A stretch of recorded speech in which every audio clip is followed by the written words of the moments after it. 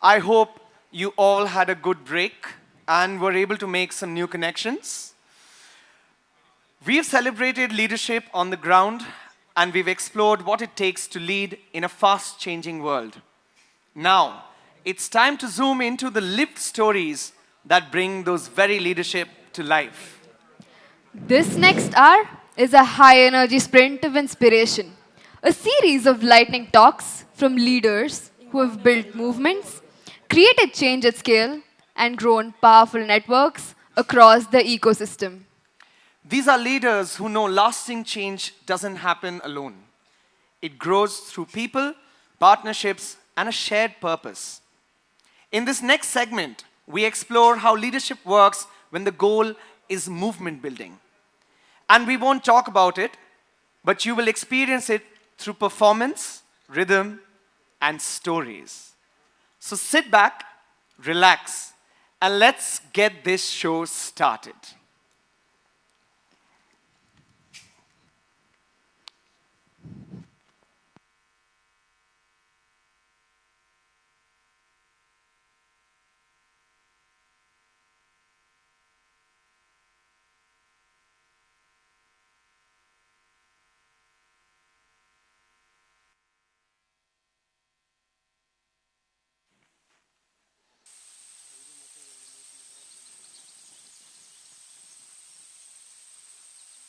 Welcome, everyone. Listen closely. Can you hear it? The whisper of leaves, the call of birds, the quiet hum of life itself. This is a forest, a living web where nothing grows alone. A forest is not built by one mighty tree, but by thousands who lift each other towards the light. Today, we explore what the forest teaches us about leadership that honors traits needed to weave movements and bring change in complex systems. Take a deep breath. Step into the forest.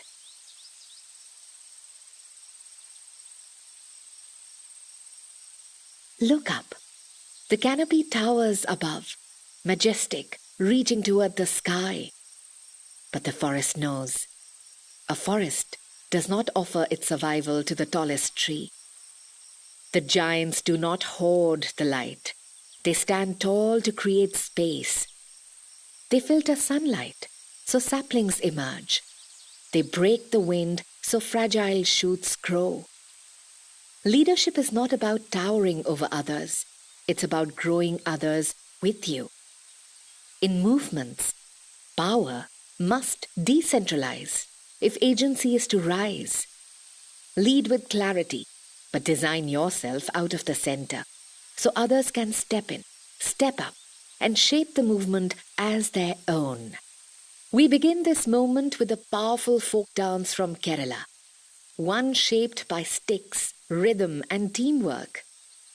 Please welcome Al Mubarak Kolkali, performing Kolkali and bringing to life stories of distributed power and our collective strength. We will then hear from Jack Sim from the World Toilet Organization, who reminds us that the greatest leadership is not being indispensable, but making leadership abundant.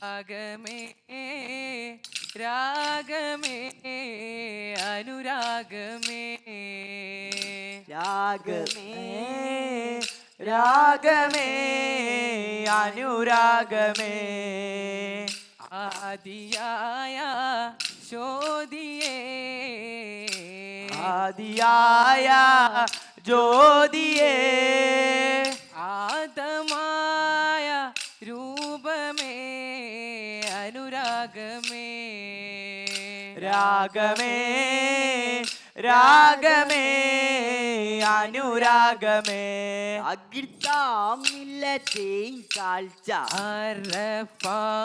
മലക്ക് സലാം ചൊല്ലി പാടി വരുങ്ങാറ്റേ ഇബ്രാഹിം നബി അലൈഹിസ്സലാമിന് വിളിയാളം നീ കേൾപ്പിക്ക് അറഫ മലക്ക് സലാം ചൊല്ലി പാറി വരും പൂങ്കാറ്റേ ഇബ്രാഹിം നബി അലൈഹിസ്സലാമിൽ വിളിയാളം നീ കേൾപ്പിക്ക് വിളിയാളം നീ കേൾപ്പിക്ക് കളിച്ചോ കളിച്ചോ കളിത മക്കൾ മിക്കൾ മുന്നോട്ട് ഇന്നോ ഇച്ചോ ഇന്നോ മരണി തോത്താട് കളിച്ചോ കളിച്ചോ കളിത മക്കൾ മിക്കൾ മുന്നോട്ട് ഇന്നോ ഇച്ചോ ഇന്നോ മരണി മിക്കോ മൂന്നര വട്ടം മരണി മിക്കോ മൂന്നര വട്ടം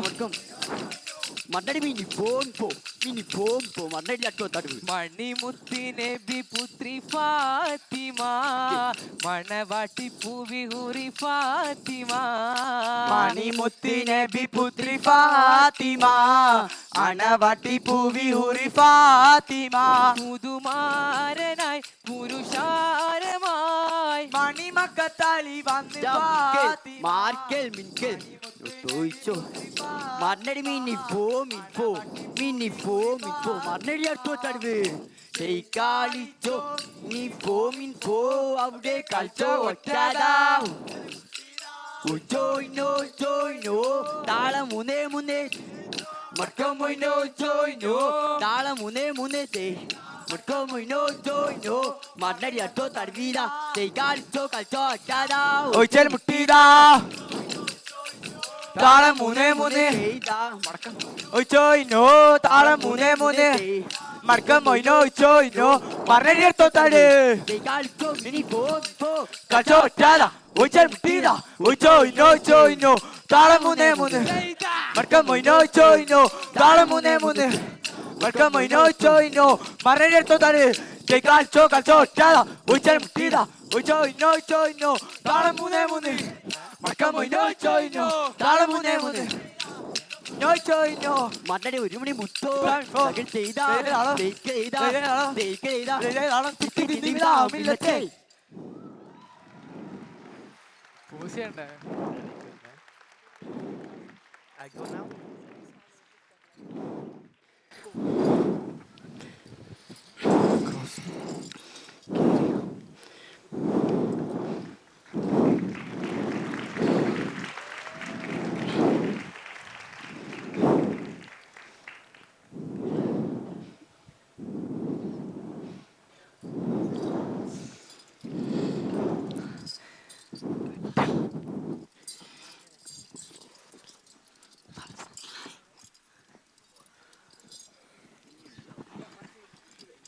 No.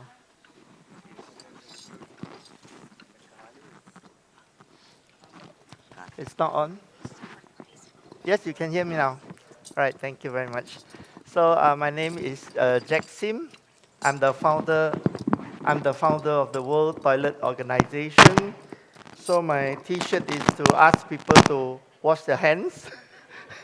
So basically, this is about the Swachh Bharat project, but it's also larger. It's all over the world. So if you want to solve global issue, you have to try to do within yourself, then you can do a certain limit. But if you do it with other people, there's no limit. So all your life, you are told to be a hero. You have to change the world. You have to be a hero. But if you were to be a hero, you can do only to the maximum of your personal capacity. If you do beyond that, you have to work with other people. So a lot of these NGOs and social entrepreneurs, they work very hard, and you become a very, very tired hero. You have to go fundraising, you have to have a lot of employees, and then they resign, and then new one comes, and you have to train again, and then you run out of money. It's a very stressful job. So when I first started to join the social development sector, I was thinking, this is not a very good way because I want to enjoy saving the world. I don't want to be very stressed. So I started the World Toilet Organization through a guerrilla marketing strategy when I realized that the world have 40% of the world don't have a toilet. That was in 2001.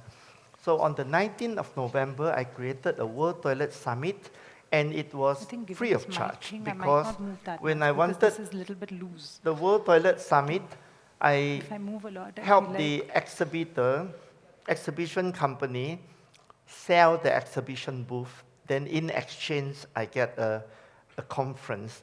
And from that day, World Toilet Day, 19 November, we declare it as the World Toilet Day, and everybody start to celebrate World Toilet Day. Why? Because our strategy was guerrilla marketing. I call ourselves the WTO, which sounds like the World Trade Organization.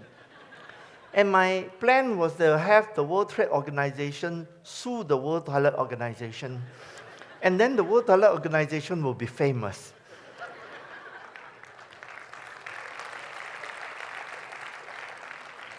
It turns out that the World Trade Organization were very busy. They didn't sue me, and I became very famous. The media love this kind of a story. The story, I'll teach you how to tell a story. If you tell a story of a dog bite a man, there's no story. If you tell a story of a man bite a dog, that's a story. So the other WTO, that's a story. So when I went to Orissa, I saw that the people were just pooping along the roadside every morning, and then all the men are on this side and all the women are on the other side, and then after they poop, before sunrise, so it's like a little bit of privacy, then they go to the farm, and in the evening they come back and poop again, and it's almost like, that's my parking lot, that's my, don't take my space, right? And so the problem is the poop actually transmit the flies, bring the disease to the children, and a lot of children die or have serious illness. And that lost a lot of life and a lot of productivity of the parents also. And this kind of problem, nobody wants to talk about it because they want to call it a water agenda. And when you say something with another name, nobody pay attention to sanitation anymore. And the UN, even today, they call it a water agenda. So I asked them, why don't you say water and sanitation? They say, if I say water, absolutely I mean water and sanitation, but I won't mention it. So I say, if you say man, it means man and woman. You don't have to mention it. So this is the problem. So I put sanitation in the center stage, and with no money, no authority, no permission, I created the media. And when the media took up this non-charismatic species and turned it into media story, it attracted the politician, it attracted the companies, it attracted everybody else. So what we started from 2001 to 2007, the first 7 years, it was me alone. There was no employee. And we have 7 World Toilet Summits, including the 7th one with President Abdul Kalam, opened in New Delhi. And then by 2008, we have 2 staff, and today we have 4.5 persons. And that's enough. So when you have only 4.5 persons, you do not have a lot of stress, You can always ask them not to take a salary for a couple of months, right? So we have a first World Toilet Summit.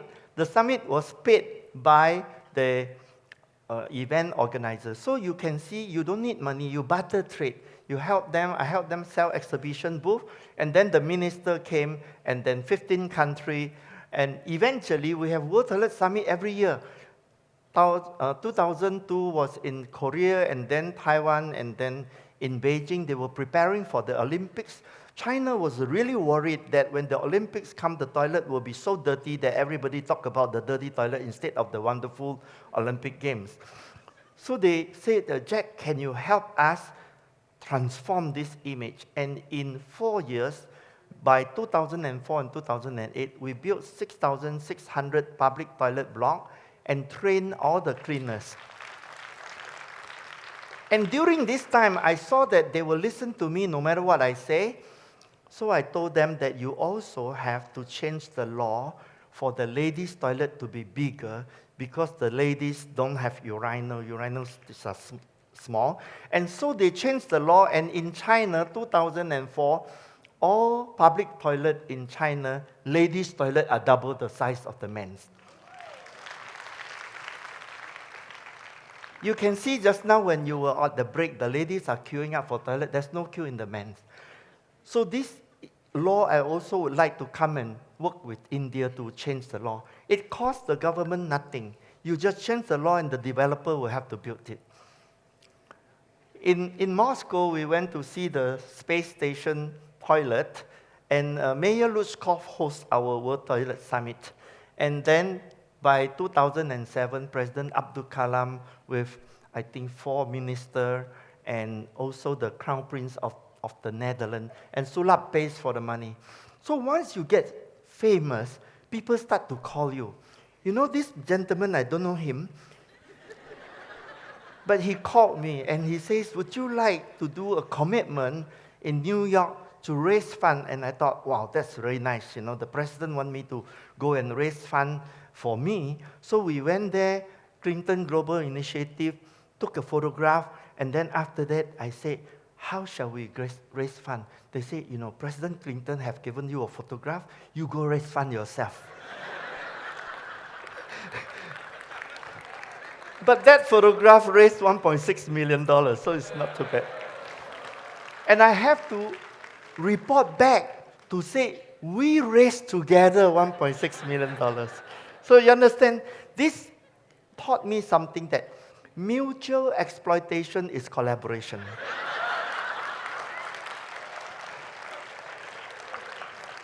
Eventually, Mr. Bill Gates realized that prevention is cheaper than cure. And he was spending a lot of billions of dollars on medicine, and then why don't he stop people from being sick? So the toilet and hand washing and hygiene is actually the cheapest medicine in the whole world. And so he spent $400 million investing in reinventing the toilet.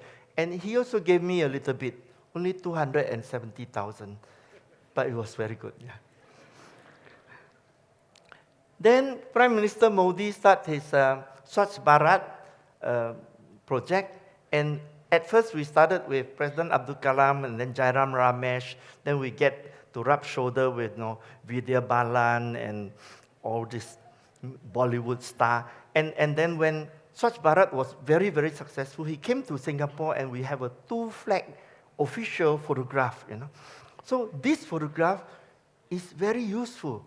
Everywhere I go to India, it's like my passport. They say, oh, Modi, oh, please welcome. So you see, mutual exploitation is collaboration. Yeah? In Brazil, 50% of all the sewage were not treated, and the government owns 94% of the sewage treatment plant. They don't have money to treat their sewage. So I said to them, I told the Senate, why don't you win the next election by promising people that they will have sewage connection? You just pass a law to privatize sanitation, and then all the investor will come because it's very profitable. The favelas people will pay subscription. And eventually, we raised $44 billion to date investment, for-profit investment in Brazil sewage treatment plant. You realize that most of the work I do is just talking, I do not go and build toilet. I persuade people to win election to provide sanitation.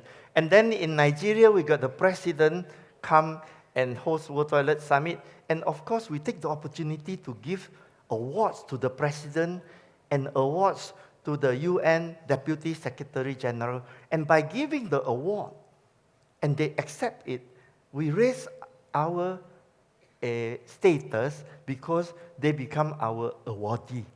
Again, you can see mutual exploitation. Matt Damon called and he started to promote World Toilet Day. You can watch it online. And then Salman Khan came to fundraise for us. I don't know him.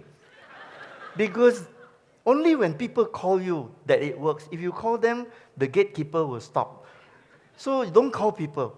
Make people call you. And then Akshay Kumar started the Toilet, A Love Story, and Pac-Man. And it keeps on going. Jay-Z, Coldplay performed on World Toilet Day in Mumbai, 80,000 free tickets. And then we saw there is a sewer diver in India. People go into the sewer, immerse in shit, and come out just to clear the rubbish. So I said, this is no good. We have to create a World Toilet College. But as you know, I have no money. So we work with Harpic, the Harpic and Dettol racket. They pay us $60,000 a year for the rights to do a World Toilet College, which they pay the people to train. And I translate all the curriculum from the world and put it into English and give it to them, and they train. And so you use other people, and other people use you, okay? And mutual exploitation, very important, right? By now, you have learned quite a lot about this strategy. We have 6 World Toilet Colleges in India, 125,000 graduates, and we train, and also we place them into jobs. In Cambodia, we teach the gossiper how to make commission by making people look down on each other who don't have toilet. So it's just like selling a Louis Vuitton handbag, it's the same. So the leverage model, internal resources are very limited, external resources are unlimited. So all you have to do is use other people. You can achieve anything as long as you can get others to do it. In China, we have World Toilet Summit, then my minister, who has lost his election, became the VIP, and I told the minister, if you like what I'm doing, go to the UN and propose our founding day to be the UN World Toilet Day. He was impressed, and then we went to the UN, and I persuaded 193 countries to create our official UN World Toilet Day. So in China, there is a toilet like that, and it was a hole in the ground. So we built 17 rainbow school toilets, and then we ran out of money, and we gave the program to the government, and the Ministry of Education is now using our program for 215,000 schools. Right now, ADB is not getting much loan for sanitation. Everybody is borrowing money for power plant or roads or infrastructure. And then the department that is giving loan for sanitation is not getting much business. So we get TCS to write a proposal, and now ADB is very happy, and we did a test in Dehradun and Nagpur. You know why Nagpur? I don't explain. So we went to make this program. Now we're digitizing this, and then we will make the government and the government official have very easy cost-benefit analysis calculation. Just put all your data, and you have all the proposal and why you should make sanitation technology. And along the way, Anna came and gave me free tickets for 7 years. So, you know, always try to get free things. Yeah? So powerful storytelling drives demand for media to get readership and advertising income. With the media, the politician comes to win power and popularity, and then the donor, public policy, academia came, CSR, corporates came, and then NGO and social entrepreneur came from the donation. Everybody gets toilet. So the important thing you have to learn is that you don't do it. Use other people's power, other people's time, other people's money, other people's authority. Use other people and get the job done. So I've created a university a program so that you can actually buy my book. The Gumption of Mr. Toilet is all there. And what we want to do is to get everybody coordinated like a clockwork. And they will do because when they are motivated selfishly, mutually exploiting each other, then collective selfishness is selflessness. So in the end, to conclude, we have 2.5 billion people have toilet over the last 25 years. We have every year around 2 to 3 billion people reading about the World Toilet Organization and the importance of sanitation and World Toilet Day. And we have 20 World Toilet Summit free of charge. When they host my World Toilet Summit, they have to pay me $50,000 US. And then they have to pay for the event. But the media comes like $30, $40 million. So we have built 110 million toilets in India with Prime Minister Modi, $44 billion invested in Brazil. All Chinese tourism toilet is now 100% clean. And Nigeria, we're working on ODF, and we have a World Toilet Day. And all these things is because collective selfishness is selflessness. When you want to motivate somebody, make sure you find out what are the things they are selfish about and make them more selfish, and they will like to come to you. And then if you are lack of idea, do not innovate, copy. Copy is 90% success, innovate is 90% failure. Always copy. Thank you very much. You are now certified orchestrator.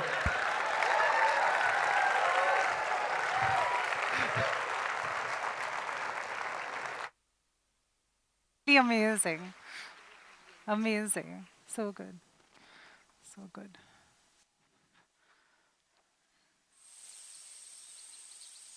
A forest does not begin in the canopy. It begins on the ground, in the soil, where the leaves have fallen and decayed, where seeds lie dormant, waiting. A forest honors what exists, the nutrients, the quiet potential. But it does not stay there.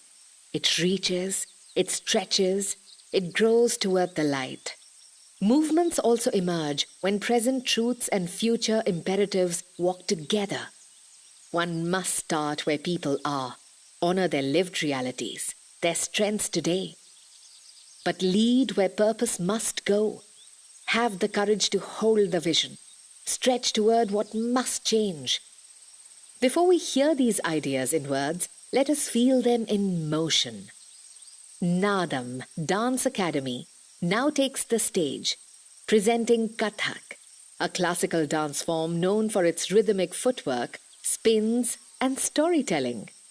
Following the performance, we will hear from Janhvi Kanoria of the Education Above All Foundation, who has built education movements by honoring the ground where learners stand while reaching for the light of what they must become.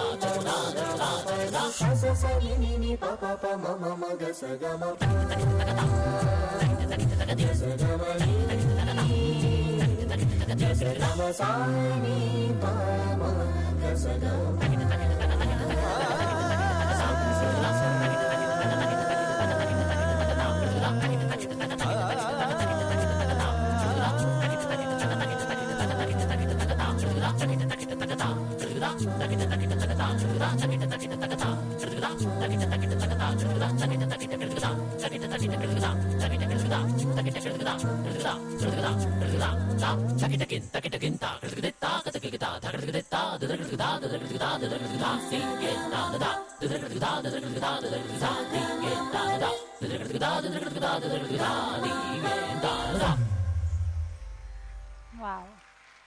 Go.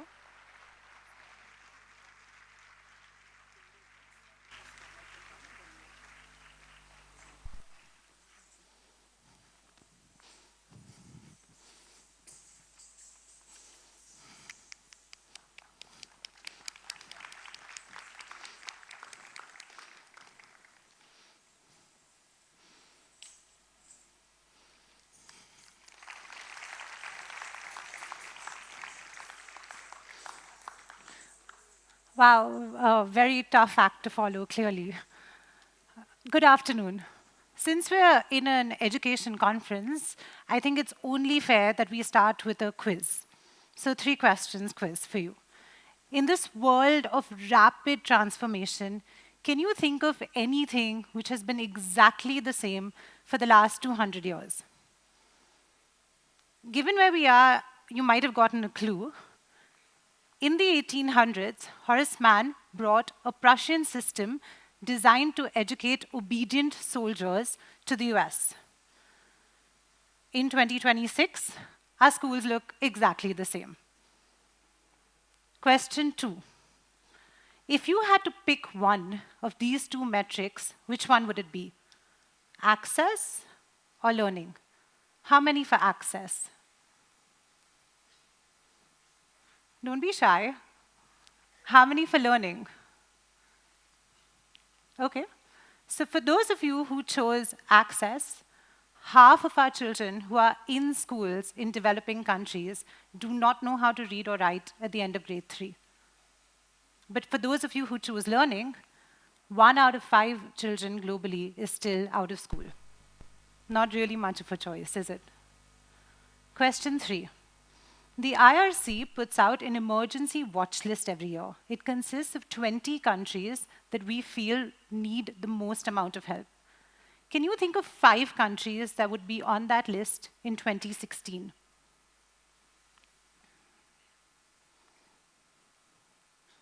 How about 5 that would be on that list in 2026? Can you imagine that 14 of the 20 countries have been on that list for the last 10 years? Good afternoon. My name is Janhvi Maheshwari Kanoria, and I lead the innovations work at Education Above All. Education Above All is a Qatar-based global organization that works in over 60 countries around the world on education and employment, working with over 20 million children and communities.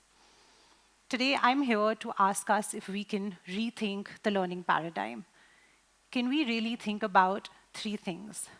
Choices, chances, and champions, because I think that's what our children really need. So let's start with the first one, choices. How many of us, when we think about access versus learning, recognize that the biggest mistake we made was making it sequential? First, access, let's get them to school. Then we'll think about the learning that happens in school. And that was our biggest mistake. Let's not make the same mistake when it comes to holistic learning. It's really important that we do not think about literacy and numeracy first and then sports. Is it technology versus STEM? Is it social-emotional learning pitted against something else? That's not how learning works. Learning has to be holistic. We're educating for a whole person. We're not educating for different components and parts. And anyone who has been in a classroom will tell you it's messy and chaotic. It's not sequential, and learning is just not linear. And what you're going to tell me is, but we don't have enough funding. We focus on only this. There's not enough time in our curriculum, and I hear you. But my argument is that today in India, if we focus on only primary literacy and numeracy, and we do not focus on holistic learning, if we do not focus on sport and health, the 40% of Indian adults over the age of 50 who suffer from a chronic disease, what is that going to happen to our children when they grow up? They're going to be that 40%? That's not what we're looking for. So we need to go holistic because, again, with a show of hands, how many of us have used a biology genome classification or a survey map in real life? Please. If you've used it, please. One person. Wonderful. Because unlike our economies, we don't need to keep adding things to our curriculum. We can be brave enough to take things out so we create space for children to learn holistically. And what does that look like for education above all? It looks like project-based learning. What we're doing in 14 countries and with Mantra for Change in 4 states in India is that we're designing materials which integrate subjects, which break their silos. So you're learning the subject, but at the same time, you're doing 21st century skills.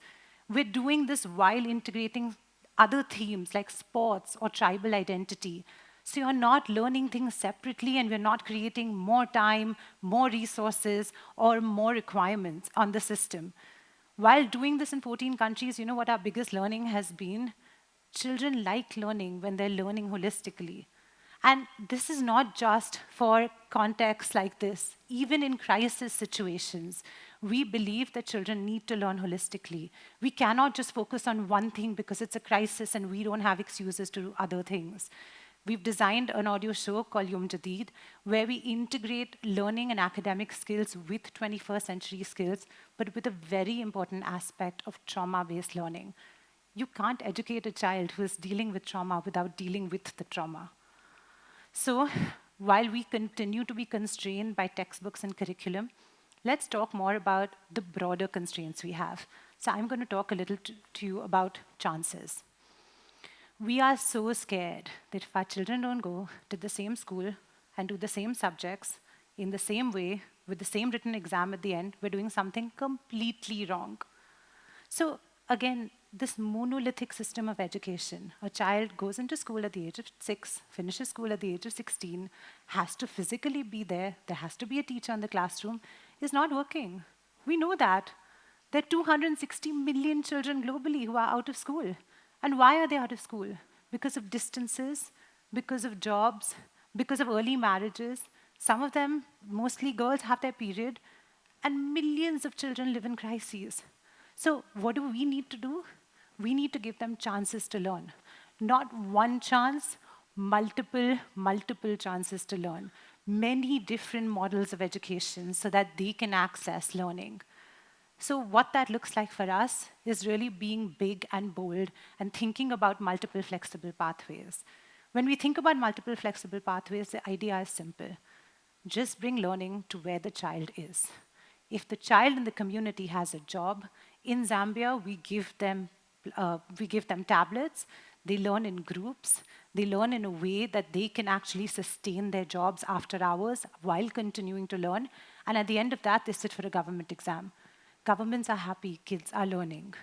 what that looks like in Nigeria with populations which are overage and cannot go back to school, we still make sure that they get literacy and numeracy, they get financial literacy, they learn agricultural skills, and most important for them, they learn about village savings associations.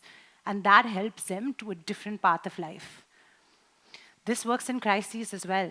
In Palestine, we designed a really nice system of 40 games on a single sheet of paper. Imagine condensing that in.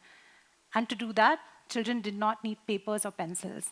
Every single one of those games could be played with little rocks or pebbles, with leaves, and with mud. And that just results in so much learning. We also go low-tech in how many ever ways we can in Lebanon. We're working with our Let Kids Be Kids, because that's what we want kids to be in Lebanon, in a country of multiple crises. So we use hotlines to reach our children and ensure that their learning journey continues with a partner who is somewhere here, Teach for Lebanon. And then in Ukraine, we design TV shows. So we ensure that learning happens in their homes through television, where they're doing academic learning alongside with answering really difficult questions that are on their mind. What are these kids thinking of? Can I go home? Will there be a home when I get there? Will my father come back from war? We need to make sure that these topics are integrated with what they're doing and they continue to learn so that the world looks different when they grow up. So let's be loud, let's be bold. Schooling looks exactly the same for the last 200 years, but learning does not need to. So that brings me to my third point, champions. How often do we find ourselves saying, ये बच्चे इतना कर सकते हैं, सोचा भी नहीं था. Or our children can do so much, I couldn't even have imagined it. Because our problem is that we assume that the bar is so low, and that's why we set the bar. Because their starting point is so far behind, we want to pull back the finish line. But I would argue that that does not work. We have to set high expectations. But that means we have to set high expectations on ourselves for high support. If we believe in our children, they will believe in themselves. And our kids, you've seen that today, they'll surprise you every turn of the way. But let's hold ourselves to those higher standards. And what are those higher standards? That education has purpose for the communities and for the children. Not purpose that we believe in, purpose that they believe in.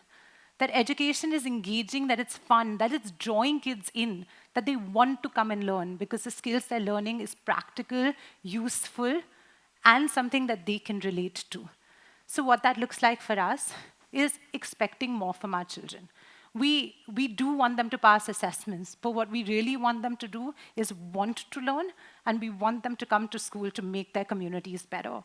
What that looks like is water filtration plants, it looks like flood management systems, it looks like waste segregation systems, it looks like health awareness drives in their community, and we're also innovating on global accreditation so that these kids are competing with each one of us for spots in universities which look like Cambridge and Arizona State University. Because really, if we make learning that engaging, we've had results where children in Pakistan have managed their workloads so that they can come to learning programs. We've had results where children in Sudan have petitioned that the programs of learning continue to work. Well, no one can stop a curious and hungry mind if it makes sense to them and if it is something that resonates with them. So really, let's think about the 3 C's that matter: chances, champions, and choices. Because we have to be bold in thinking about learning from a holistic lens. We need to give our children multiple chances to learn so that they can learn where they are and with what they have and with who they are with. And we need to be champions of higher standards. And by giving them that purpose and that opportunity, we can get them to that world stage. So in order to build choices, chances, and champions, we focus on the one thing that matters the most: childhood. Thank you.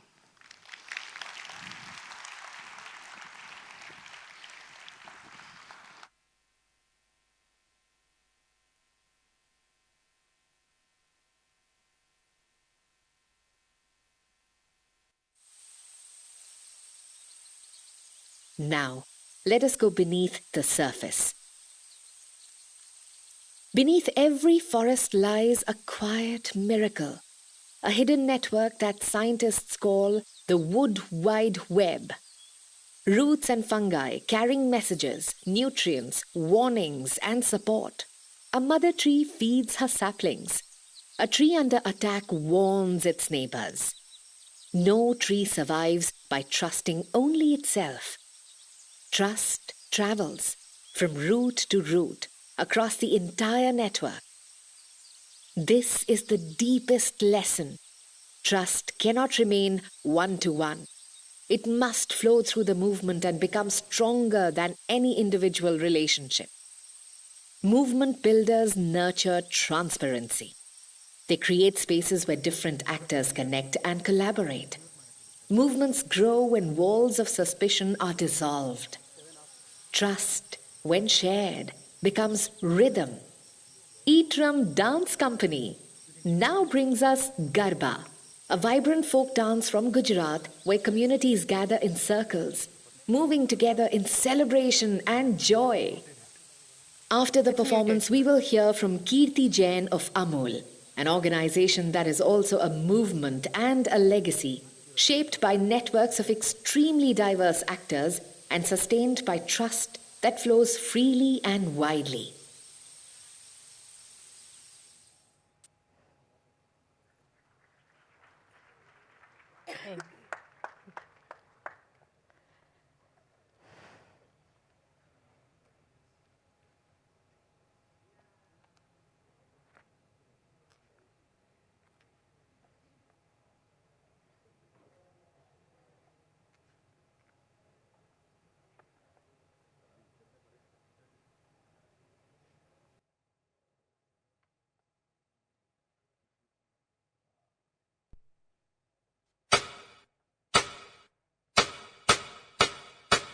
रंगी परोड़ आवी खुशियों संगे लावी हर खाए हयू हाय हाय आशानी किरणों बिखराए उमंग भी छलका है मन हड़वे थी गुनगुनाए हाय हाय हाय हाय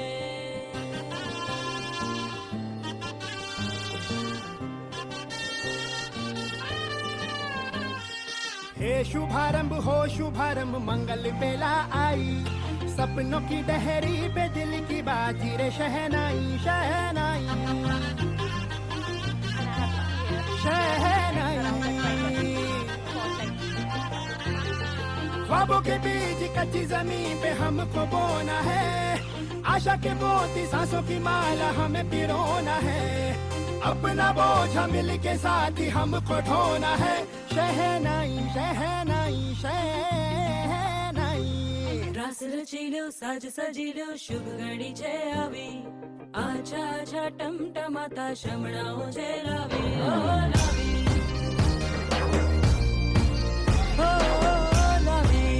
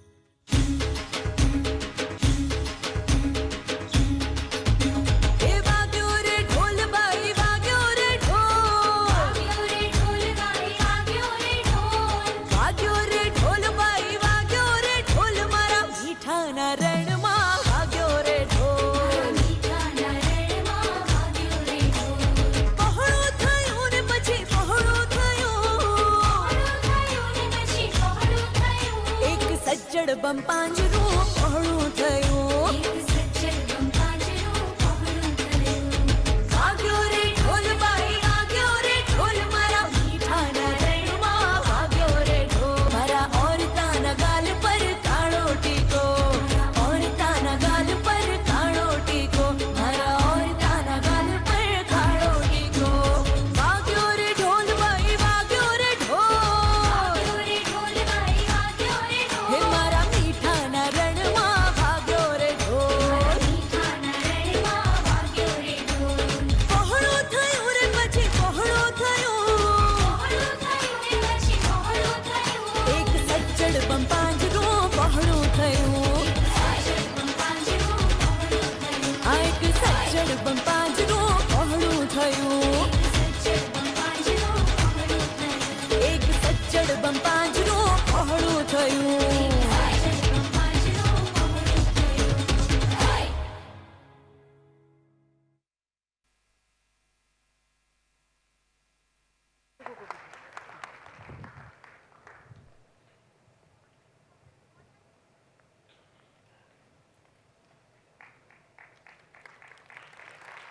Namaste.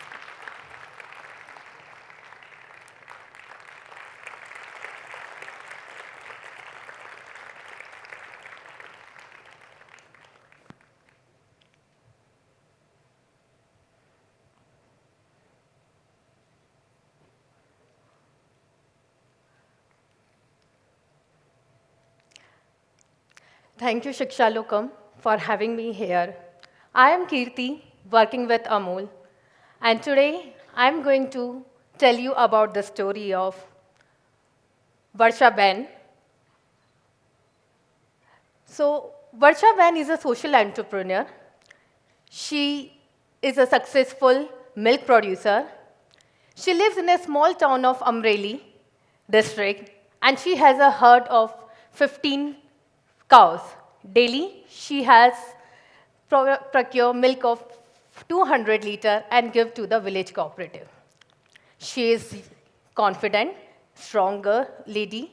She has worked from last 18 years as a milk producer, and she is content, given her best education to the children, and also build her house. So how it has become possible? This became possible because she is part of this cooperative. 3.6 lakh farmers dairy procure milk, give it to the cooperative societies, and that's how they are successful. Now the question comes, how it became successful? How the Amul bottle was started and became such a big movement. So the story starts in 1946. Before independence, the farmers of a Kheda district, which is 70 kilometers from Ahmedabad, they were exploited by a private dairy called Paulson. The farmers aggregate together, went to Sardar Vallabhbhai Patel, our Deputy Prime Minister, and asked what should be done. Sardar Vallabhbhai Patel, that time, gave a very strong idea. What was the idea? That farmers, you don't not only produce the milk, but you also process and sell it under your own brand name. And for that, you all have to come together and form a cooperative. And that's how the cooperative was started. The first collection was of 246-liter milk from 2 village cooperative society. And today, as we stand, the procurement Amul receives is 3.5 crore liter milk daily from 18,000 village cooperatives, with a turnaround of 90,000 crore annually. This has become the biggest food company in India and the biggest cooperative in the world. It has been possible under the supervision of the great leader, under his political leadership of Tribhuvan Das Patil and professional leadership of Dr. Varghese Kurian. So what is the cooperative model? How it works? It has 3-tier system. The first tier is of Varsha Ben and 3.6 million farmers who daily collects the milk and give it to the village cooperative. It is then collected and price is paid on the base of the quality and the quantity of the milk. It is transported through the chilled vehicles to the dairy cooperatives where value-added products are made, like butter, cheese, ice cream. And these value-added products are then sold under the brand name Amul to the consumer. And we call it C2C connectivity, cow to the consumer. So the whole strategy is when small and marginal farmers come together, aggregate their produce, they get the maximum benefit of scale, technology, innovation, branding, and marketing. And the important thing to note about this is the technology. Right from the beginning, when the milk is collected at village level, fat and SNF is checked, and price is paid to the farmers based on same. So they have the trust in the system, there is a full transparency, and then the value addition is happened to them. Next critical factor in the success is the branding. In 1956, when the products were formed, they were sold, the question came, what brand name? Then someone suggested that why not Amul? Amul also means priceless. And that's how the common brand name Amul was made, and all the products sold under this brand name. Then the question comes, how to communicate this to the common man? How they will know that Amul is an Indian brand, a common man brand? And that's how the Amul girl was born. She is still young. She is 6 years old, chubby cheeked, and always fearless, and talks about anything and everything happening. So consistency in communication plays a very important role. The topical campaign of Amul has been going from the last 70 years, and everyone is very curious how it is going to, what girl is going to say, Amul girl, about the latest topic. And that's how it has happened. Another thing is product innovation. This is one of the critical success factors. So companies have their own R&D centers. They have a separate team for the R&D. But Amul has a very simple model for innovation. We have 100 milk processing plants across India. And the people working there, whenever any source or any idea comes for the new product innovation, it is sourced to them. And then a group of people works in those plants to get the product developed. And within 3 to 4 months, the product is in the market. Now people ask how the Amul products are so successful. So the reason is, it is the idea of a common man of India, suggested by the common man of India, for the common man of India. So that's how it is accepted and successful, and products are accepted by the consumer. The Amul philosophy plays a very important role in driving the cooperative society. We work on value for many and value for money.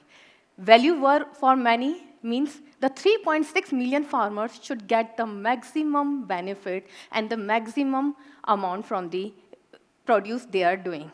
And we can proudly say that milk today has become the biggest agriculture cash crop product of India, bigger than the wheat and rice as well. So this is the single product which has become the biggest agriculture crop. So we want the maximum benefit. If consumer gives 1 rupees, 85 paisa is gone back to the farmer, which has given that milk. And next is the value for money. The products made of Amul should be affordable for the common man of India. See, when we talk of the milk product, it is consumed by the common man. It should be affordable. And that's how the products are for the common man of India. After this success, the Lal Bahadur Shastri, when once visited Anand and saw that this model has been so successful and it has transformed the lives of the Gujarat, then he asked Varghese Kurian, why do not you replicate it across India? Can it be scalable? Can the simple 3-tier model can be made for all the across other states of India? And that's how the White Revolution came. The Amul model was started in all the other states with different names. For example, Karnataka has Nandini, Avin in Tamil Nadu, Mother Dairy in Delhi, or Verka in Punjab. And we have 22 state cooperatives here. And India, which was milk deficit before White Revolution, after the Operation Flood and White Revolution, we have become the global surplus country and the biggest producer of milk across the world through cooperative system. Thank you.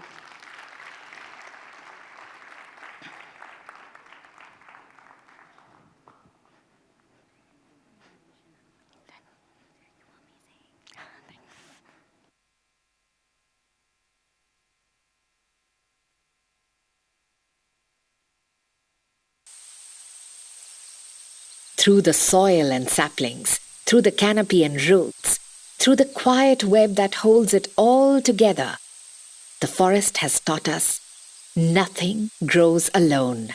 A movement is the many who rise from the soil, who honor where they are, who reach toward where they must go. Leaders who create space, who step back so others step forward. Trust that travels beneath the surface, woven through networks, holding the whole together. What kind of forest are you growing? May we rise as one. May we grow together.